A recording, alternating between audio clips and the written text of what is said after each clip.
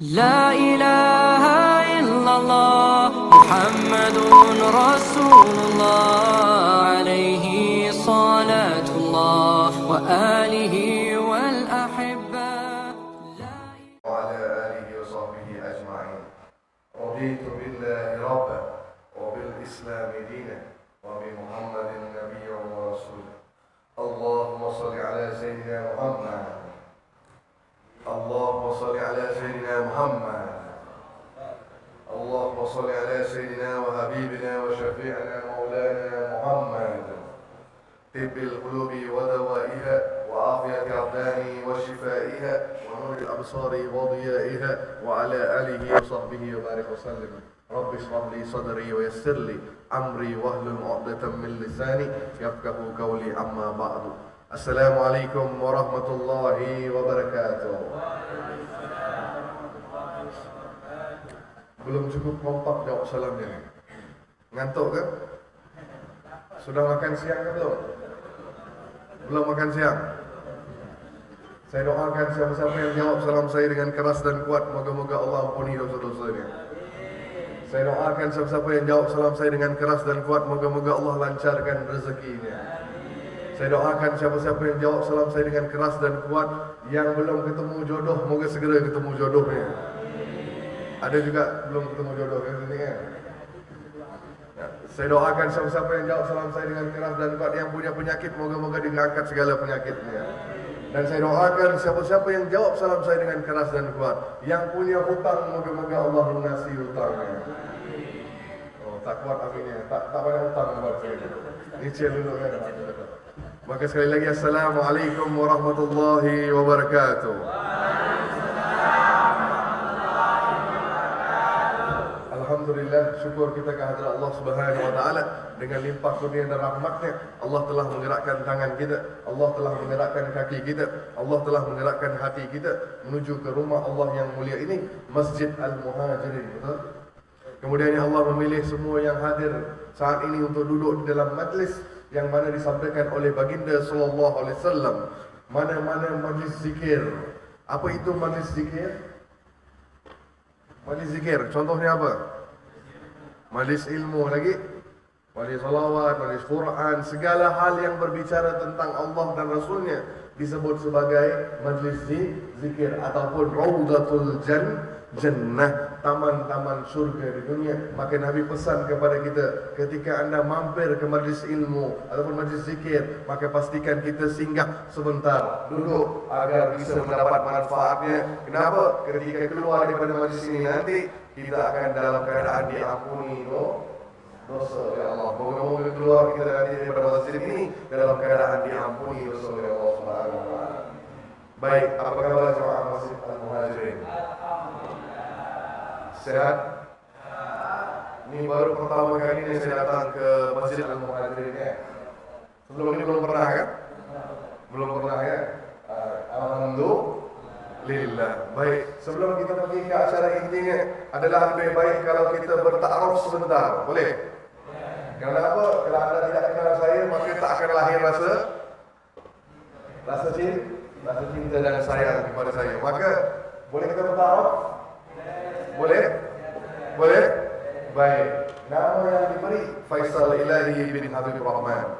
Faisal Ilahi bin Habib Rahman. Asal dari tetangga anda, jiran anda, dari negara Malaysia ke Malaysia sebut sini.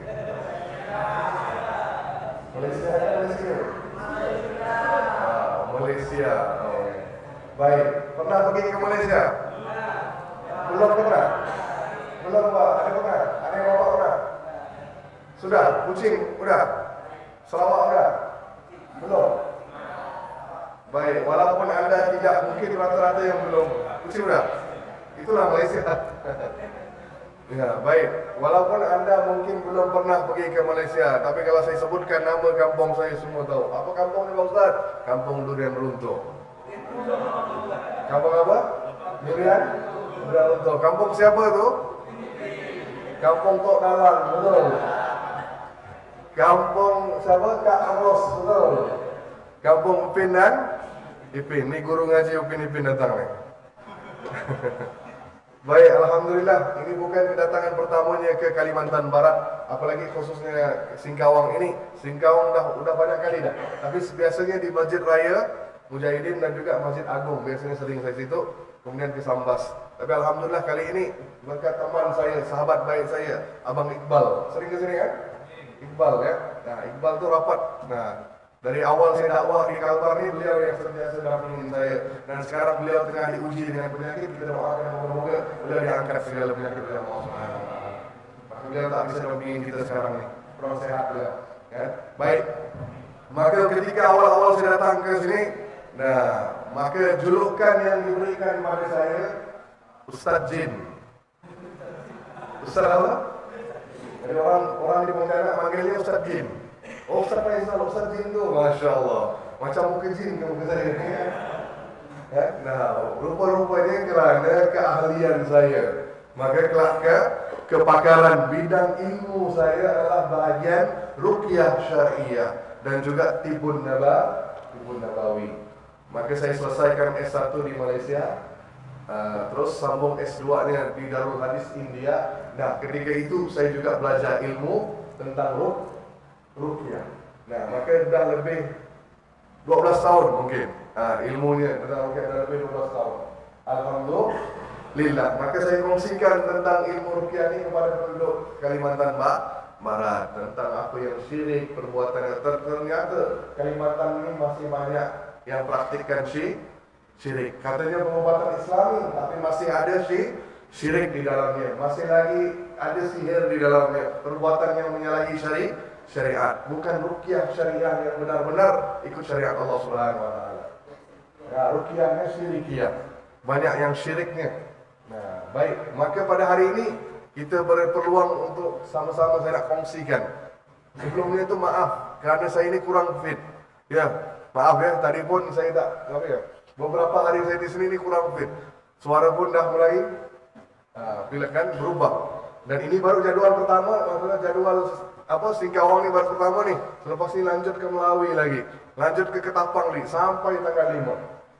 Esok terakhir di Singkawang sampai tanggal 26, terus 27 sampai tanggal 2 di Melawi, Nangapino. Terus tanggal 2 sampai tanggal 5 di Ketapang. Mohon doanya Allah berikan kekuatan kepada saya dalam dakwah insya-Allah.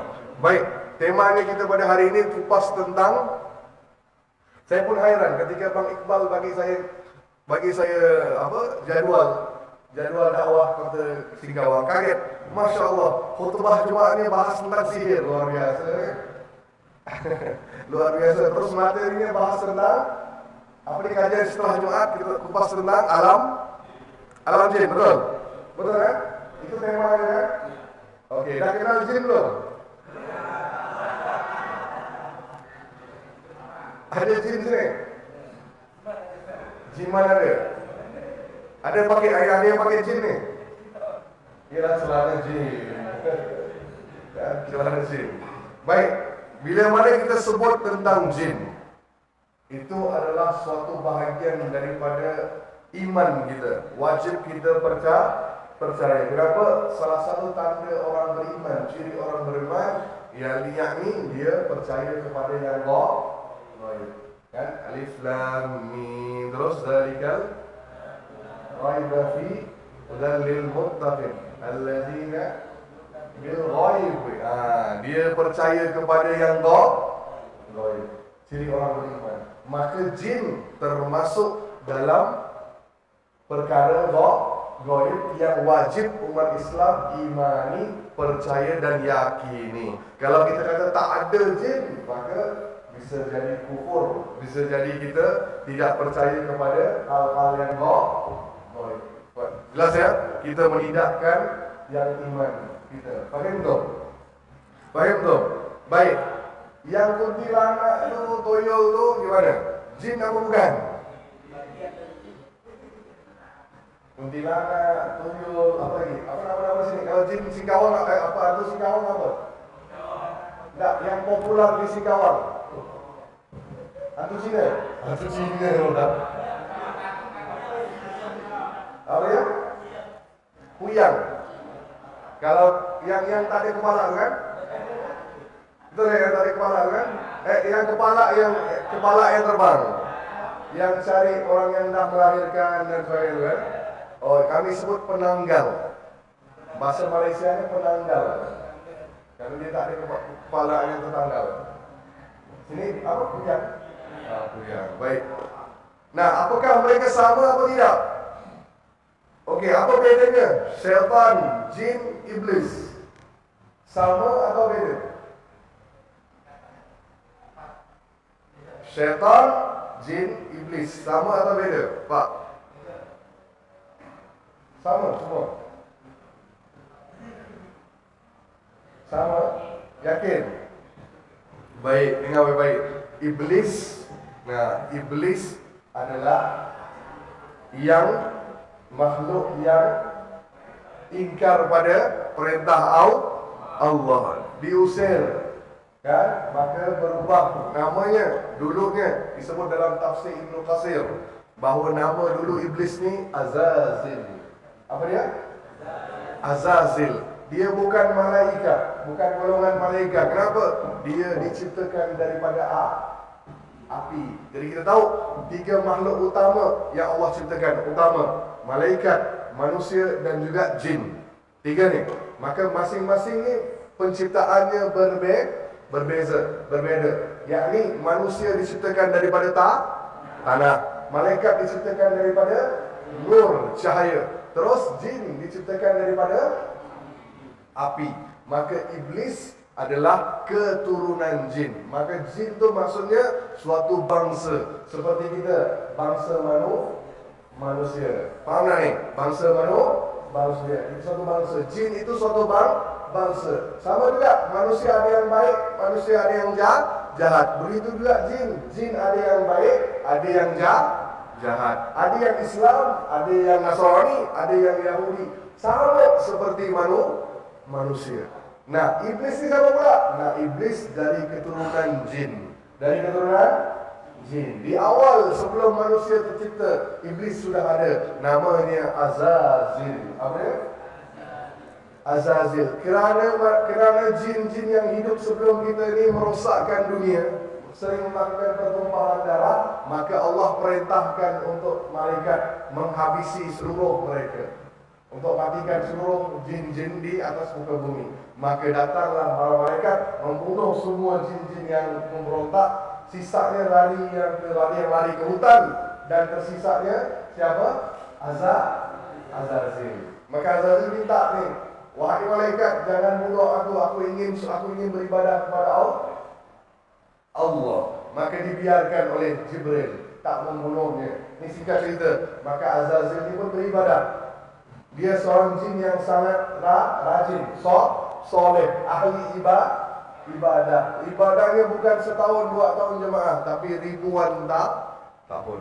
Tak ada suatu pun di atas muka bumi ini tempat yang pernah dibiarkan oleh Azazil kecuali dia pernah sujud kepada Allah Subhanahu wa taala.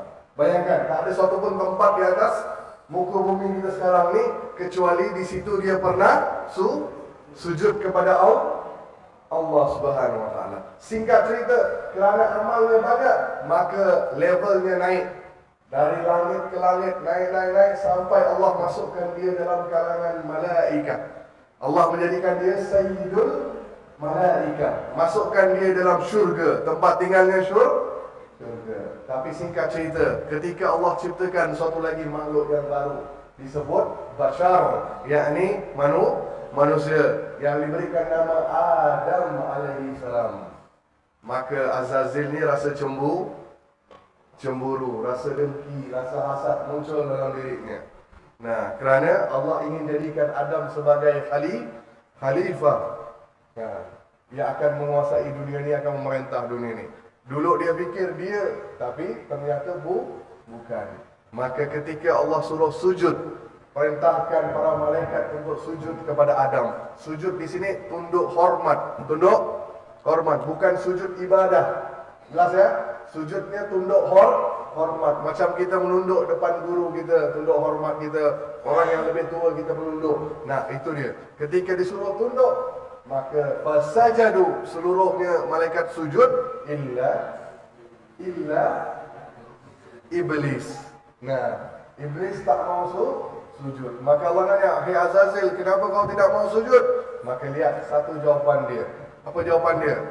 Satu kalimat ni hancur ibadah dia ribuan tahun. Apa kalimat dia? Ana khairu minhu. Khalaqtani min narin wa khalaqtahu min tin. Ya Allah, ana khairu minhu. Aku lebih baik daripada dia. Khalaqtani min narin. Kau ciptakan aku daripada api. Api ini mulia ya Allah. Ya, khalaqtahu min tin. Adam ni daripada tanah kotor, jijik. Macam mana pula aku kena sujud dengan dia? Dialah harus sujud dengan aku. Dalam bahasa kita, aku lebih tua daripada dia ya Allah. Aku lebih senior daripada dia ya Allah. Itu kalimatnya. Jelas tak? Jelas? Maka kerana apa kalimat dia? Munculnya merasa lebih baik. Maka Allah hukumnya laknatnya sampai kiamat. Dan Allah janjikan dia akan menjadi penghuni neraka Jahannam. Maka ketika dia nak pergi, ketika dah dilaknat oleh Allah, maka namanya daripada Azazil, makhluk yang cantik, berubah menjadi makhluk yang paling jelek. Nah, kerana kutukan Allah tu, maka dia paling jelek. Maka dia pun minta Allah. Apa dia minta?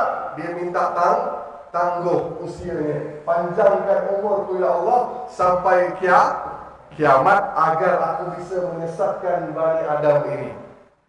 Nah, itu perjanjian dia dengan Allah. Allah kabulkan. Maka iblis ketuanya daripada bangsa jin. Syaitan ni siapa pula?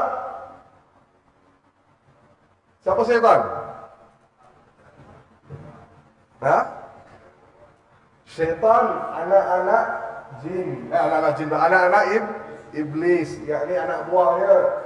Apa tugasnya? Syaitan bisa berada di kalangan manusia, syaitan pun bisa berada di kalangan jin. Nah, apa itu syaitan? Istilahnya daripada perkataan syaitana. Syaitana itu maksudnya sesuatu yang menjauhkan kita daripada Allah. Segala sesuatu yang menjauhkan kita daripada Allah disebut syaitan. Baik di kalangan jin, baik di kalangan manusia. Syaitan di kalangan jin, bapak tahulah, yang kesurupan, yang ni tu dia, yang ganggu kita, yang kuntilanak, tuyul. Ini syaitan di kalangan jin. Kalau syaitan di kalangan manusia, siapa? Nah, contoh, bro, yuk kita ke kajian Masjid Al-Muhajirin, ada kajian ni. Nanti bro, yuk, tak payah pergi ya. Nah, maka teman anda itu adalah siapa? Teman anda itu adalah bukan saya yang sebut, ada yang sebut. Jelas, yang menghalangi kita untuk dekat dengan Allah semuanya syaitan, termasuk, betul tak? Kalau ini kita gunakan untuk kebaikan, insya-Allah jadi wasilah kepada kita, wasilah pahala, ladang pahala. Tapi kalau kita gunakan ini untuk buat maksiat, kan, sebar fitnah, sebar hoaks, benda yang tak baik, nonton yang haram, maka HP disebut syaitan. Jelas? Jelas? Ini secara ringkas istilah tentang syaitan, jin dan juga iblis. Baik, jin. Ambil daripada kata jin, huruf jin dan nun. Ingat, bila mana huruf jin dan nun bertemu, membawa maksud tersembunyi. Apa dia? Tersembunyi daripada pandangan mata kasar. Apa dia? Apa-apa kalimat bahasa Arab, huruf jin dan nun bertemu, membawa makna tersembunyi. Contoh, jannah. Bisa nampak? Bisa nampak jannah? Surga nampak. Janin. Bisa? Nampak janin? Mana bisa nampak dengan mata kasar? Harus scan, betul tak bro? Nah, harus scan baru nampak. Dengan mata kasar tak nampak janin. Terus apa lagi? Junnah. Tahu junnah?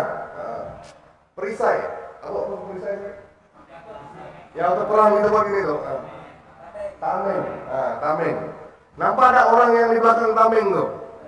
Tak nampak. Itu dia. Maksudnya tersembunyi. Sama juga jinnah. Jin.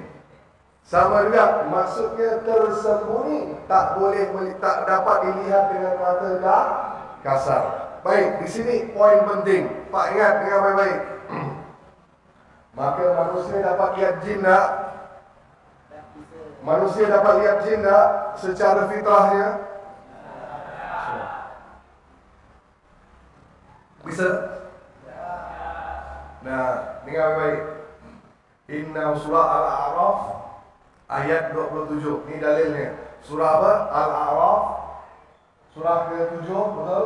Ayat yang ke-27. Innahu yarakum huwa wa qabiluhu min haitsu la tarawnahum. Sesungguhnya iblis dan pengikutnya melihat kamu dari tempat yang kamu tidak bisa melihat mereka. Maksudnya apa? Jin boleh lihat kita tak? Jin boleh lihat kita tak? Boleh. Kita boleh lihat jin tak? Tak boleh. Ni fitrah. Kalau ada orang yang aku boleh lihat jin tu,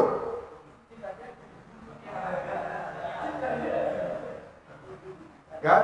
Pak, saya lihat dalam badan bapak ni ada 10 jin. Di luar ada 10. Maka dia adalah jin yang ke-21. Betul kan? Dalam 10, luar 10, dia yang ke-21. Hanya jin bisa lihat jin yang lain. Ni dalilnya. Kalau ada orang yang boleh nampak, itu kerana jin itu duduk di mana? Duduk di mata kita, dekat dengan kita, dan dia buka hijab mata kita supaya kita takut. Itu tujuannya. Maka kita pun boleh lihat bayang-bayang. Maka kita pun terasa seolah-olah bila solat terasa ada yang perhati kita di belakang. Kan? Itu dia. Itu kenapa? Supaya orang itu takut, maka jin itu dekat dengan dia. Nah, tujuannya untuk menakut-nakutkan. Tapi secara fitrah kita tak boleh lihat jin. Saya dah 12 tahun tak pernah saya lihat jin dengan mata kasar. Tak ada. Kalau ada ustaz-ustaz yang ngaku, maaf, 2 sahaja jawapannya. 1, kazib, pendusta. Dia menipu, berbohong. Yang kedua, dia pun ada jin. Jelas, dia pun pakai jin, maka dia boleh lihat jin yang lain. Secara fitrah tak bisa. Ni dalilnya. Jelas Pak ya? Jelas? Lanjut? Lanjut? Lanjut? Atau cukup?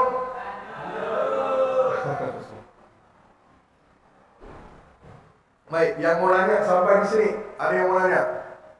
Sampai di sini. Jangan luar temanya. Sampai yang saya bahaskan tadi itu. Ada yang mau nanya? Tak ada? Lanjut ya?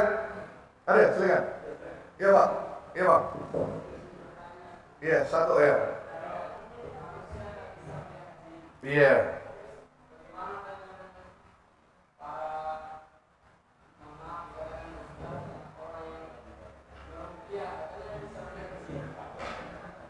Maka saya katakan, peruqyah tak bisa lihat jin. Tak bisa. Kalau anda bisa lihat jin, maksudnya jin tu sedang ganggu kita. Mula kita nampak dia. Nah, maksudnya kita sedang diganggu. Kita yang harus diruqyah. Jadi tak ada. Maaf, kita tak bahas karomah. Ya, karomah lain. Bab karomah itu Allah beri pada orang tertentu, wali Allah. Itu ada, tapi tak semua manusia. Faham tak ni? Kita ni ngaku lah, kita ni banyak dosa, Pak. Betul tak? Bukannya orang yang wali kan? Tak, mungkinlah wali gitu kan. Wali bank ni lah, wali nikah mungkin. Nah, wali santri ke? Nak kata kita ni iman kuat, tak? Saya pun tak berani. Kan? Nak kata saya ni iman saya kuat, tak? Makanya kita manusia biasa tak bisa melihat jin. Kalau ada yang ngaku boleh lihat tu, maka dia harus diragui dia punya ruqyah. Nah, kan ada. Nanti kita lihat bagaimana ada contoh-contohnya orang-orang yang seperti ini. Yang dia bisa tahu. Ya. Nah, okay, lanjut. Lanjut. Assalamualaikum warahmatullahi Assalamualaikum. Saya jelaskan bahwa jin iblis itu tidak ditangguhkan diri. Ada sebagian peruqyah yang bisa terjadi. Ketika kalau sudah dibacakan itu jinnya mati, kemudian ada yang dimasukkan dalam botol diikat. Keluarlah berpakai. Jadi apa kaitannya dengan sudah diberikan tangguh waktu kan berarti tidak akan tetap hidup meskipun dia dalam keadaan seperti apa sakit atau tentu. Baik. Baik. Di sini 2 pendapat ulama. 1, Yang kata diberi penangguhan itu bukannya jin, tapi iblis. Iblis saja diberi penangguhan.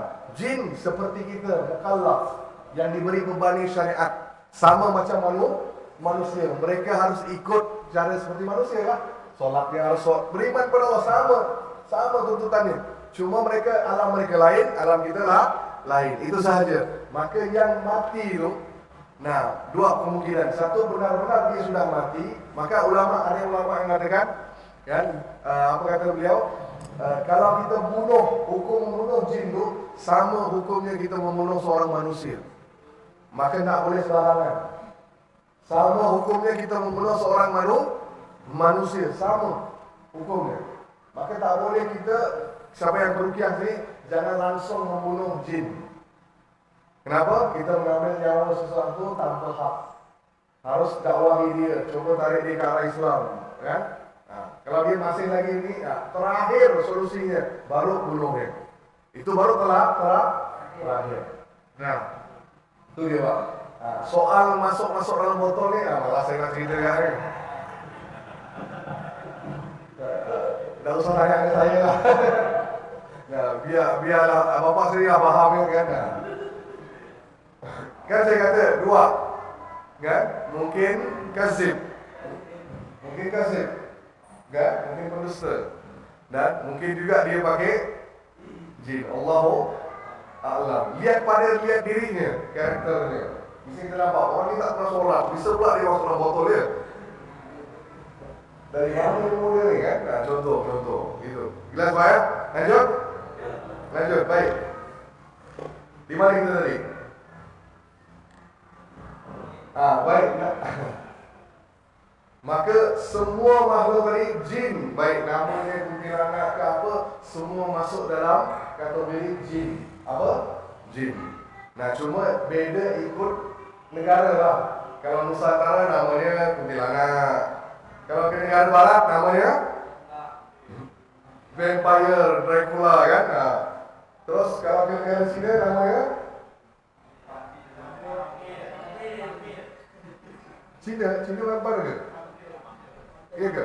Nah, maksud apa? Semua itu istilah yang kita beri. Dan ingat, jin cirinya dia tak ada apa sebutnya? Wujud yang asli. Nah, manusia tak dapat melihat jin dalam rupa bentuk yang asli. Yang dia tunjukkan pada kita itu keinginan dia nak jelmakan dia dalam diri apa. Faham tak ni? Aku nak berubah seperti, kan kita takut ni, jin ni rambut panjang, kan Antoni rambut panjang, baju putih, maka dia pun berubahlah seperti itu. Tapi itu bukan wujud dia yang asli. Yang asli lebih jelek daripada yang kita lihat dalam filem horor. Jelas Pak ya? Kalau jin disuruh nonton filem horor Indonesia, maaf ya, kalau jin kita suruh nonton filem horor Indonesia, apa kata jin? Masya Allah, cantik aku ni dalam ni ya. Walahal wajah yang kita nonton tu seram dah, betul. Tapi mereka lebih seram, faham tak ni? Lebih dahsyat daripada apa yang kita gambarkan. Makanya Allah sebut, laqad khalaqnal insana fi ahsani taqwim. Kami ciptakan manusia itu sebaik-baik kejadian. Maksudnya apa? Kita sempurna Pak. Ada dua mata, sempurna tak? Sempurna. Ada satu mulut, ada satu hidung, pas wajahnya, sempurna, betul. Tangan, jari lima sini. Nah, jin, kan kaki kita dua, betul. Jin kadang-kadang kaki 9. Faham tak? Allah memang ciptakan dia macam tu. Kaki 9. Nah, maksudnya apa? Mereka sangat cemburu dengan fisiknya manusia. Dan itu satu sebab kenapa mereka mengganggu kita. Jelas? Okey, kalau kita nak tahu tentang asal usul jin, maka ada surah lain yang boleh kita buka dalam Al-Quran, surah apa? Al-Jin. Nah, di situ dah Allah ceritakan pada kita tentang jin tu ada kelompoknya, ada yang muslim, ada yang kafir, kan? Nah, mereka tu ada manusia yang minta pertolongan dengan jin laki-laki.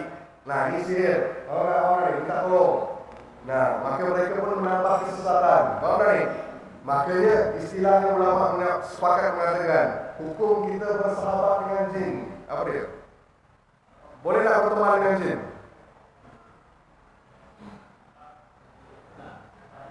Boleh tak? Boleh? Boleh? Hukum berteman, apatah lagi nak berkahwin dengan jin pun hukumnya haram. Kalau boleh kita minta tolong bantuan jin, Ustaz, kan saya minta jin Islam. Saya minta tolong jin Islam. Kan baik Ustaz, jin Islam. Sama-sama saudara seagama. Kalau itu boleh, pasti Nabi sudah lakukan. Tahu tak? Nabi dah lakukan. Tapi Nabi tak pernah minta pertolongan jin. Kalau nak mudahlah bagi Nabi perang Badar, perang apa pun, kan? Nabi tak perlu sampai berlumuran darah, kan? Betul? Tak, Nabi tak perlu sampai luka-luka, betul? Nabi saja suruh jin pergi nak hancurkan mereka. Tapi tidak. Kan? Tidak. Ini menunjukkan bahawa manusia haram berteman dengan jin. Apalagi sampai ada yang nikah. Ada sini Pak, nikah? Ada nikah? Tak ada dapat jodoh manusia, bisa jadi jin dia jodoh. Ada. Kalau di sini, kalau manusia nikah dengan jin, apa istilahnya? Apa istilah sini? Kami sebut orang bunian. Sini apa ya? Orang bunian. Istilah Malaysia, orang bunian. Sini apa? Orang kebenaran. Orang halus. Ya. Katanya, saya tak tahu, saya sering dakwah di Ketapang. Katanya pada 12 tu ada. Pada 12 tu ada. Nah, ada ni orang masyarakat bunian ni. Orang-orang besar ni, itu kenapa? Dia bersama dengan jin menghasilkan zuriat campur dua lah. Nah, maka itu kasus yang Bapak boleh lihat, tiba-tiba perempuan yang hamil hilang. Kan? Ada kan? Hilang. Dia dah hamil ni, kan? Di scan tak ada pula. Kemana pergi ni? Tak ada pun ke kuburan, tapi hilang. Nah, itu maksud apa? Dibawa ke alam jin. So ya, itu pernah ada kasusnya. Baik, lanjut. Lanjut. Ini baru mukadimah ni. Sampai jam berapa kita ni? Sampai jam berapa kita ni? Kalau nak kupas tuntas alam jin ni Pak, 3 jam tak cukup. Ni sampai jam berapa kita ni? Sampai jam berapa? 5 minit lagi cukup? Ya, cukup. 5 minit lah. Dah, sekarang saya buka pertanyaan untuk antum. Silakan tanya. Supaya lebih kita faham. Assalamualaikum warahmatullahi wabarakatuh. Sebenarnya pertanyaan ini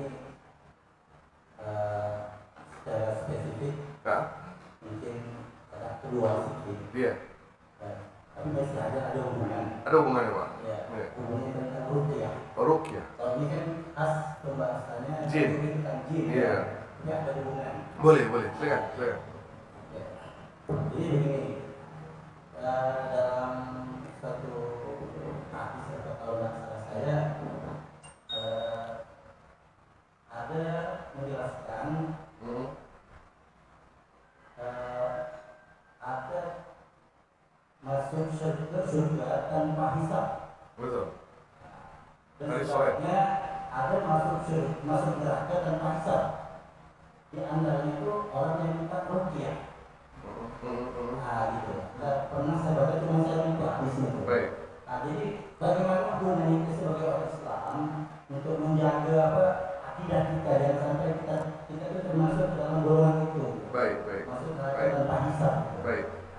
Itu cuma pertanyaan saya. Assalamualaikum warahmatullahi wabarakatuh. Baik. Hadisnya sahih. Kan? Ada di kalangan umatku kata Nabi. 70,000 golongan. Berapa jumlah? 70,000 golongan daripada umatku nanti akan masuk syurga tanpa hisab, tanpa azab. Jadi dia dibangkitkan dari kubur, langsung Allah persilakan untuk masuk ke syurga. Tak perlu hisab, tak perlu menunggu di mahsyar. Ini dia. Apa ciri mereka? Nabi sebut 4 ciri khas mereka. 1, mereka tidak pernah layar pun, tidak pernah minta ruqyah. Okey, di sini perbahasan ulama panjang. Yang kedua, mereka tidak percaya kepada tatayur. Apa itu? Percaya pada tahyul mahyul, Pak. Tahu tahyul mahyul? Hari sial. Apa tanggal sial? Istri sial lah apa? Nah, contohnya gitu, kan? Apa tatayur? Maaf, tatayur kan apa cicak berbunyi. Tandanya Nah, orang Arab jahiliyah sebelum melakukan suatu urusan, mereka ambil burung, dilepaskan. Nah, kalau burung tu terbang ke arah kanan, oh insyaAllah apa alamatnya bagus, boleh pekerjaannya bagus nih. Nah, tapi kalau burung tu terbang ke arah kiri, oh tak bagus nih, alamat tak baik, alamat buruk. Jadi mereka tu percaya begitu. Ada yang sampai mengundi pakai panah, ambil kan cabut undi. Nah, itu dia, itu tatayur, kepercayaan tahyul mahyul. Kalau ada orang buat itu, maka dia tidak bisa masuk dalam syurga tanpa hisab. Bukan tak boleh masuk syurga, harus melewati hisab. Faham tak ni? Kenapa? Orang yang masuk syurga tanpa hisab ni saya sebut VVIP syurga. Apa dia? Bukan VIP, VVIP. Orangnya spesial. Apa dia? Kan kita ada tingkatan, 3 tingkatan. Muslim, terus mukmin, atas lagi tu apa dia? Muhsin. Kan? Yang ni orang yang ikhlas, muhsin dia. Yang 3, itu orang yang masuk syurga tanpa hisab. Jadi yang pertama tadi la yarkun, tidak pernah minta ruqyah. Yang kedua, tidak pernah percaya pada tahyul mahyul. Yang ketiga, tidak pernah berubat dengan al-kai. Tahu apa al-kai? Besi yang dipanaskan. Kalau orang Arab jahiliyah, ketika mereka tak bisa mengobati penyakit mereka, kan, tak sembuh, dah cuba herbal, dah cuba apa, maka mereka ambil besi panas, tusukkan tebal, supaya hancurkan sel-sel yang lama, tumbuh yang baru. Dan Nabi larang, Nabi tak suka al-kai. Yang keempat, tawakal hanya kepada Allah. Jadi 4 ni. Yang pertanyaan bapak tadi, la yarqun, Ustaz, kalau orang yang tak boleh ruqyah, macam mana ni? Tak boleh minta ruqyah, tak boleh diruqyah. Jadi tak boleh masuk syurga tanpa hisab lah Pak Ustaz. Bukan, maksud situ. Ruqyah ada 2 macam. Faham tak? Ruqyah ada 2 macam kan? Ruqyah syar'iyah dan ruqyah syirikiyah.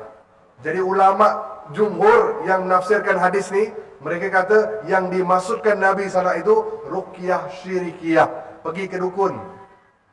Jelas lah ya? Jadi kalau bapak pergi ke dukun minta tolong dia, maka tak bisa masuk dalam golongan spesial tadi. Masuk syurga tanpa hisab. Jelas Pak? Nah, okey. Jadi aman, tak ada masalah. Selamat, tak ada syirik dalam ruqyah, aman.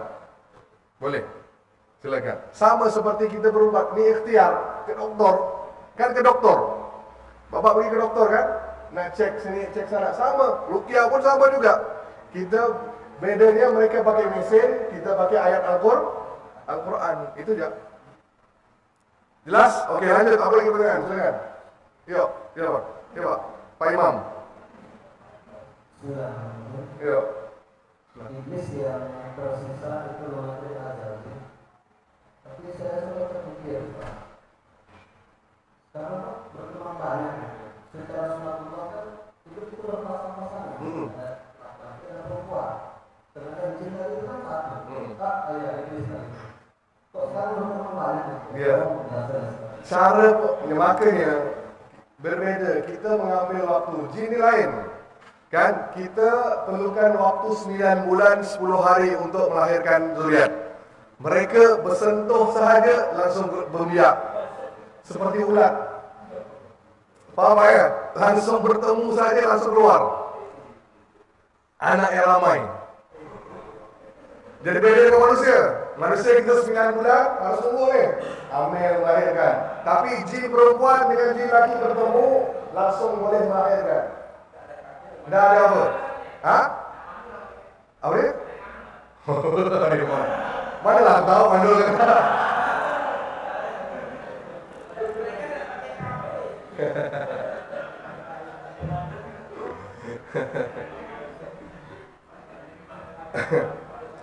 Jarang lawan, tak ada lawan dulu nampak ini. Yang gay ada, homoseksual ada, yang lesbian ada.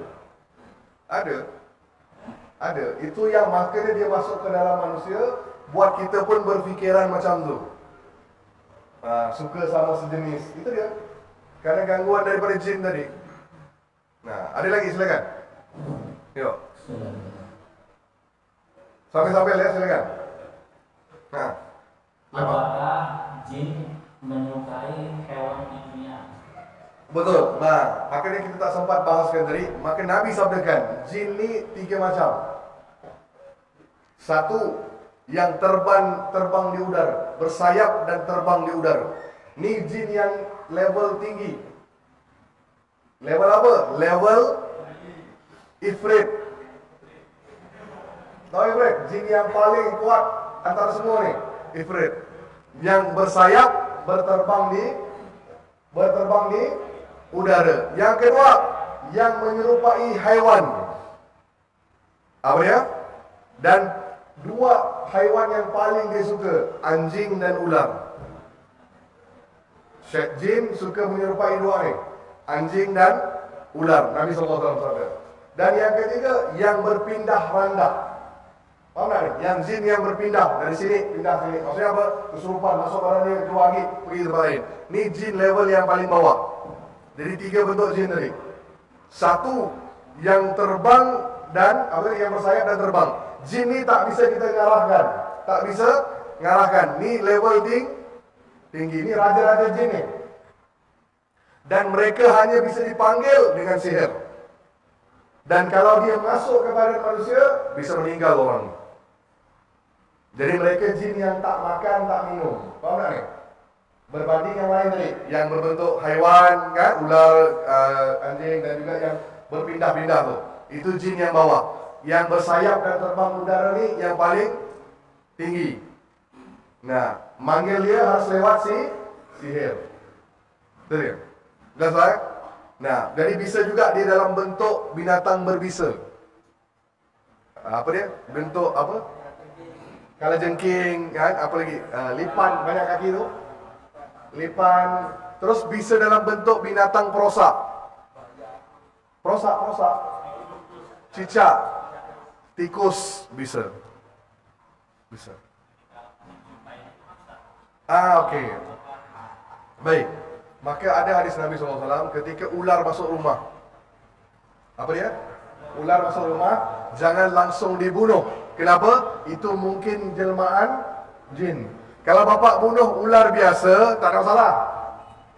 Kalau bapak bunuh jelmaan jin, maka langsung bapak kemudian akan demam, sakit dan sebagainya. Kerana bunuh jelmaan jin. Maka sunnah Nabi SAW, kalau ular masuk ke rumah, beri salam. Apa? Beri salam dan perintah dia keluar. Beri arahan keluar. Contoh, Assalamualaikum. Kan? Terus keluar.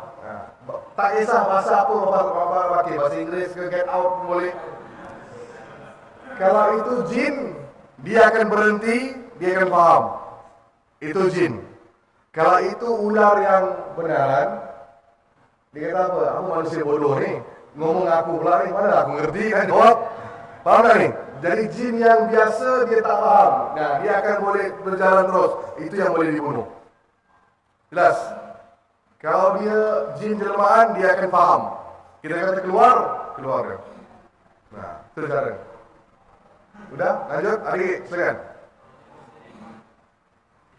Baik, jin muslim, dengar baik-baik. Yang kesurupan ni, semua bapa kalau ada kasus kesurupan, kalau dia kata aku ni jin muslim, itu dia paling pendusta, bohong. Apa? Bohong. Ingat, ni sepakat kita yang belajar ilmu ruqyah tahu. Jin Islam tak akan pernah sekali-kali masuk dalam badan manusia. Jin Islam yang beriman. Apa dia? Yang beriman. Sebab dia tahu hukum masuk dalam badan manusia itu haram. Jadi yang masuk dalam badan kita ni, yang munafik lah main-main dia. Tapi jin Islam, dia hadir sekarang ni. Datang dia, duduk dengan kita. Apa Ustaz Faizal ngomong dengan aku ni? Duduk dia. Tapi selesai kita bubar, dia pun pulang. Solat berjemaah, datang. Selesai solat, pulang. Bila ada kajian, datang. Selesai, pulang. Itu tugas jin Islam. Kenapa Ustaz? Tak bisakah mereka solat sendiri? Kenapa harus solat dengan kita? Nah, kerana apa? Bagi jin suatu kemuliaan, suatu kehormatan kalau bisa dia jadi makmum di belakang seorang manusia. Faham? Kalau imamnya itu manusia, dia lebih lebih rasa mulia, kan? Nah, berbanding kalau dia imamkan depan ulama jin. Faham? Nah, kerana apa? Kita kan khalifah. Maka mereka menghormati itu. Jelas? Jadi jin Islam sekali-kali tak mengganggu kita. Yang datang ni yang kafir, yang munafik, yang fasik. Jelas? Okey. Jelas tak? Okey, lanjut lagi. Ada? Tak ada? Ni lah peluangnya ya. Silakan.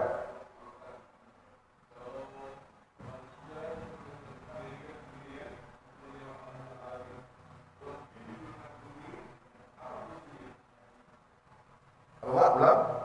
Kalau manusia pada bumi ini turut dirahmatkan oleh dirahmatkan maka kehidupan dunia musuhnya. Fungsi mereka sama untuk fungsi manusia. Sama fungsinya. Wa ma khalaqtul jinna wal insa illa liya'budun. Faham? Untuk beribadah kepada manusia. Cuma mereka tidak ada panduan. Panduannya apa? Tetap ikut Nabi kita Rasulullah SAW. Nabi kita rahmatul lil alamin. Bukan hanya Nabi untuk manusia, Nabi untuk golongan jin. Maka di kalangan golongan jin ini tak ada Nabi. Faham tak ni? Nabi hanya dalam kalangan manusia. Di kalangan mereka tu ada ulama. Ada ulama. Ulama jin ada. Tapi Nabi tetap ikut kita. Mereka ikut Al-Quran. Mereka berpuasa. Mereka solat. Sama mukallaf. Makhluk yang dibebani syariat. Jadi kalau mereka taat, insya-Allah masuk syurga. Sama macam kita. Mereka pun ada hisabnya nanti. Nah, kalau mereka ingkar, sama-sama dengan syaitan dalam neraka. Itu dia. Jadi tugas dia di dunia sama tugas kita di dunia. Apakah perintah syariat yang lain pun diberikan kepada jin?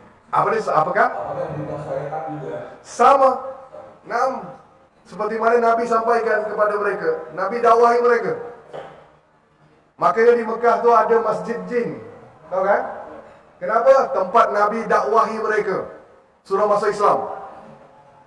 Nah, itu tugasnya. Sama, syariatnya sama. Cuma beda. Beda apa? Cara bab makanan, bab puasa mungkin beda. Kita nak tahu kan? Nah, tapi syariat sama. Menyembah Allah sama. Nah, jelas tak? Okey, lanjut lagi.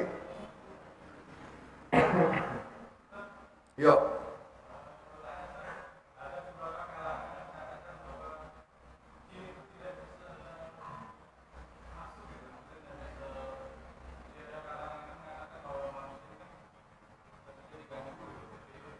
Maksudnya tak bisa diganggu?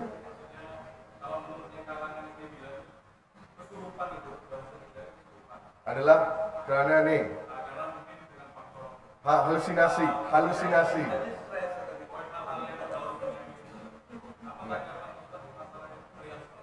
Nah, saya menolaklah halusinasi enggak. Memang mereka wujud.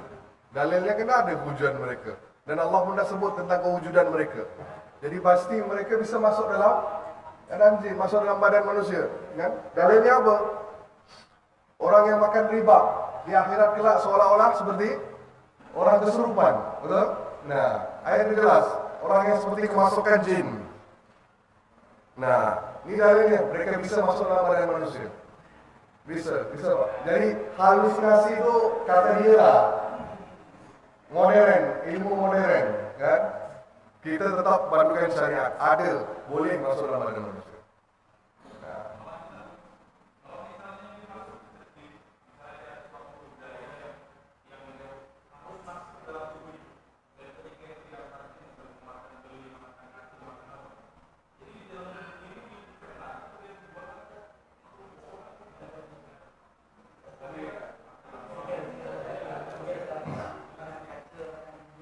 Saya katakan itu ilmu pukau. Tahu pukau? Apa? Ilmu pukau? Bukan silap mata. Hipnotis. Paham?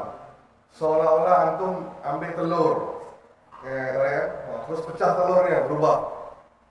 Yang buatnya sih ilmu pukau, permainan mata je. Tapi kalau seseorang tu yang contoh orang yang terkena sihir, dia muntah, itu benar. Muntah rambut, muntah paku keluar. Sebab jin tu masukkan dalam badannya. Bawa yang ahli sihir buat ni, ditransfer, dia bawakan masuk dalam jasad manusia.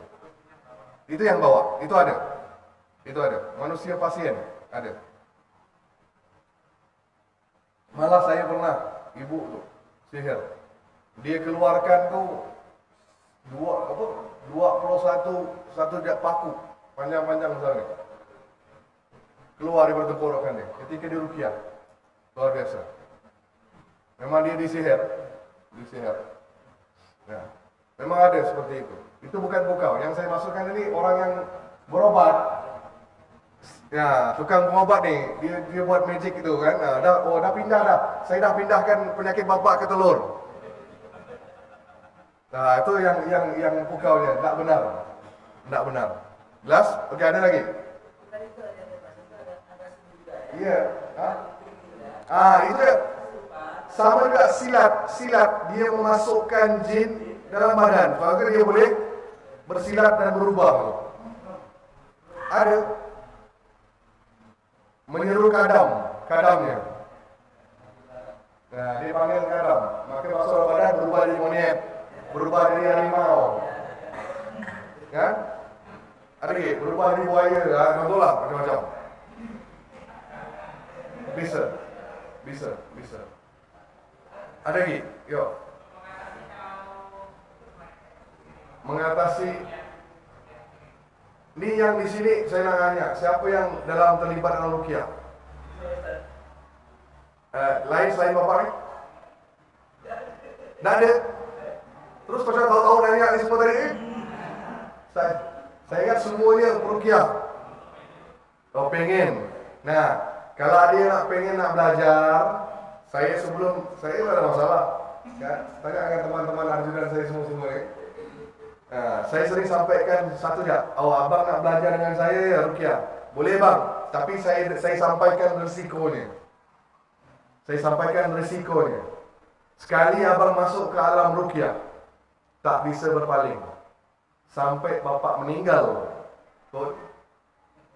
Dan akan kumpulkan banyak musuh. Faham ya? Dan dendam jin ni bukan sekali dua kali lah. Sampai kiamat 7 keturunan tak selesai. Jelas ya? Dia akan, kalau bapak terlibat dalam ruqyah, dia akan ganggu bapak. Tak bisa ganggu ni, dia akan ganggu keluarga kita. Anaknya, isterinya, semua kena. Jadi bapak bisa benteng diri. Tapi kalau bapak tak benteng keluarga, senang. Maka ramai peruqyah yang tak tahu tentang risikonya. Risiko. Maka mereka meruqyah, tapi ternyata ahli keluarga mereka yang sakit. Ramai yang gitu. Maka saya sering sampaikan, nak belajar ruqyah, siaplah untuk tanggung risiko. Sebab syaitan, dia tu akan nunggu waktu kita buat salah. Faham ya? Dia nunggu bapak. Sekarang kau tak bisa kacau kau ni. Tak apa, aku nunggu. Dia nunggu waktu mana? Waktu kesalahan yang remeh. Contoh, mak minum air, lupa baca bismillah. Waktu itu dia masuk ke badan bapak. Habis. Kena selang. Nah kan? Ataupun pegang, minum dengan tangan kiri. Masuk WC kaki kanan. Contoh, ni benda-benda remeh. Ni nunggu tu. Maka risikonya sangat besar. Jadi nak belajar tu mikir. Maka ramai ustaz tu dia tak mau terlibat dalam ruqyah. Iyalah, musuh yang zahir je tak mampu kita nak. Apalagi musuh yang gaib tak nampak. Kan? Ini kan musuh kita berdepan dengan musuh yang kita tak nampak, betul? Musuh yang tak nampak. Kalau musuh depan nampak boleh lah, kita tahu kan? Nah, nyaman, senang nak urus dia kan? Ini tak nampak. Maka risikonya berat, Pak. Berat. Nah, saya belajar dengan banyak-banyak guru tu memang banyak. Allah Akbar. Berat, ujiannya berat. Ujian berat. Kacau rumah tangga kita. Kacau. Bisa cerai suami isteri. Bisa banyak. Masalah kewangan, rezeki kita sempit. Banyak ni. Ini semua gangguan dia ni. Supaya kita berhenti merupiah. Dan maaf, jin ni dia ni nak kata apa ya? Dia ni anggap semuanya musuh. Bapak tak rukiah. Bapak cuma pegang orang dia. Bapak nak pegang. Tukang pegang orang kesurupan tu. Kan bapak nahan dia. Itu pun dia anggap bapak tu musuh. Maka balik rumah orang tu lah kena demam dia sakit. Walhal tukang pegang dia. Faham tak ni? Batu pegang dia ni. Sama. Kena juga. Ini risiko bahayanya. Maka saya sampaikan kepada teman-teman di Pontianak, hati-hatilah bang. Nah, kalau belum dan jangan apa ya? Kalau dah itu kan harus jaga kan, harus tak boleh buat dosa kan. Kalau buat dosa habislah kita.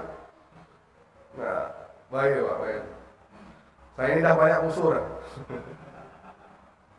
Saya ini dah banyak musuh.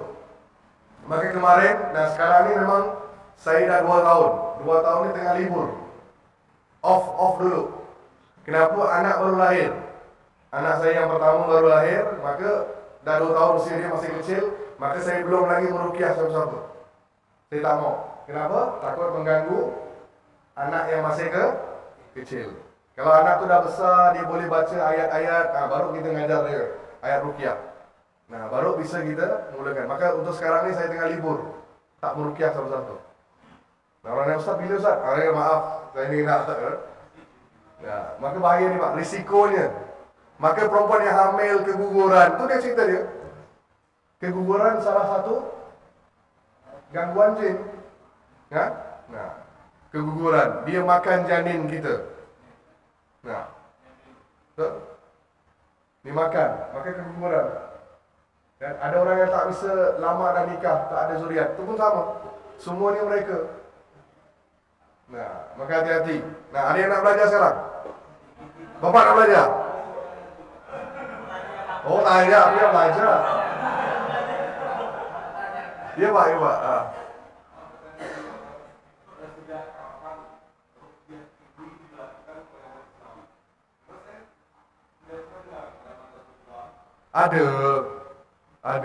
Ada sahabat lakukan. Abu Sa'id Al-Khudri radhiyallahu anhu, beliau meruqyah dengan membaca surah Al-Fatihah. Nah, ada, dan Nabi pun langsung gembira. Orang tu terkena apa? Gigitan ular. Maka Sa'id Al-Khudri itu ambil ludahnya, baca Al-Fatihah, disapu, sembuh. Maka langsung diberi hadiah ni, beri kambing semua kan, gembira orang kampung ni. Maka jumpa Rasulullah, ya Rasulullah, aku bawa hadiah banyak ni. Dari mana kau dapat ni? Aku ruqyah orang, ya Rasulullah. Kau ruqyah dengan apa? Surah Al-Fatihah. Maka Nabi kata apa? Nabi mengiyakan langsung, Nabi kata, mana bahagian untuk aku? Sebab yang ngajar kau Al-Fatihah, aku. Faham tak ni? Nah, Nabi mengiyakan. Nabi kata apa? Selama tidak ada syirik, maka perlihatkan ruqyah kalian. Boleh. Maka zaman Nabi dah ada dah. Cuma setelah tu zaman tabi'in, seperti muncul Ibnu Qayyim, kan? Ibnu Qayyim. Beliau karang kitab Tibun Nabawi. Itu mula dah, bagus dah. Makin kuat. Nah, itu dah ada. Nah, sip. Itu saja, dah? Okey, cukup. Alhamdulillah, masya-Allah. Jazakallah khairan Ustaz atas ilmunya yang lumayan banyak, terutama bagi saya menambah wawasan, menambah pengalaman tentang ruqyah tersebut. Masya Allah, luar biasa. Mudah-mudahan apa yang beliau ajarkan kepada kita menjadi suatu ilmu yang di kemudian hari kita dapat. Untuk selanjutnya, apabila ingin belajar atau diskusi tentang ruqyah, tentunya ya dengan orang-orang yang ahli meruqyah, insya Allah dia akan memberikannya. Karena kalau tidak nanti tidak akan bisa. Yang perlu diketahui dari jawaban satu, ruqyah itu ada dua, ya, ruqyah syar'iyyah dan ruqyah sirriyah. Bahwa ruqyah syar'iyyah, orang yang meruqyah tidak akan pernah melihat apa-apa, tidak merasakan apa-apa selama ruqyah.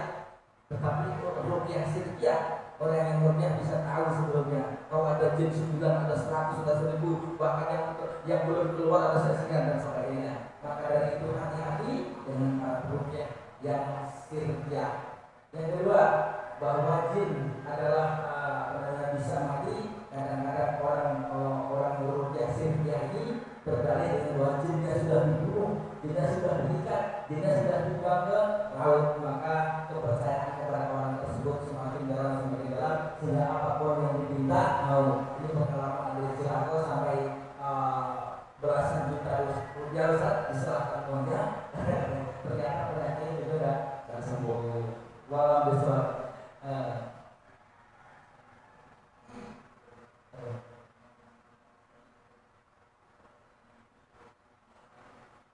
Ustaz, sebagai penutup yang ada pertanyaan dari tersebut, bagaimana dengan jimat penjaga? Jimat penjaga, jimat pelaris, jimat macam-macam. Ustaz, belum dijelaskan. Baik. Sekalian tutup kan, yang terakhir penutupnya. Baik, itu dipanggil wafak. Wafak, raja-raja, rumus-rumus yang ada nomor-nomor kan, tulisan-tulisan Arab, kan, ada huruf-huruf Arab. Itu dipanggil wafak. Wafak ataupun jimat tanggal. Nah, itu hukumnya sepakat ulama semuanya syirik, membawa kepada kesyirikan. Ya. Jadi kalau kita letak di rumah, kan, kononnya menjaga di situ datang syiriknya. Paham tak nih? Kita yakini kita letak benda itu, ia menjaga rumah, ia menjaga toko, maka itu syirik dan tidak dibolehkan. Maka jangan nampal apa-apa benda-benda seperti itu di rumah, apalagi di toko. Nah, kalau kita nak tahu toko itu jual pelaris apa tidak? Tahu pelaris? Tahu pelaris, Pak? Apa pelaris? Hah? Pelaris nih, makanannya biasa-biasa aja. Terus dia minta tolong jin, kan? Dia minta bantuan jin, maka jin tuh meletakkan kotorannya di atas makanan tadi, dia meludah. Jin itu meludah atas makanan itu, maka makanan itu berubah menjadi enak. Itu pelaris. Dan salah satu tanda kita nak tahu ciri toko yang ada pelaris, dia meletakkan wafak tadi di toko dia. Salah satu tanda. Depan pintu masuk. Ataupun dekat dengan kasir. Kalau ada bapak lihat kertas kain kuning, apa-apalah diletak dalam raja-raja, kepingan kertas apa-apalah itu. Nah, itu pelaris. Jelas? Maka hukumnya tidak boleh. Walaupun yang beri rumus ni raja ni, ustaz, kiai, ulama mana pun jangan diterima. Kenapa? Takut bawa kepada kesyirikan. Kita mula percaya pada benda itu, maka tinggalkan bahawa yang menjaga kita Allah. Jelas? Itu sahaja. Wabillahi taufiq wal hidayah. Assalamualaikum warahmatullahi wabarakatuh. Mari kita berkata-kata alhamdulillah.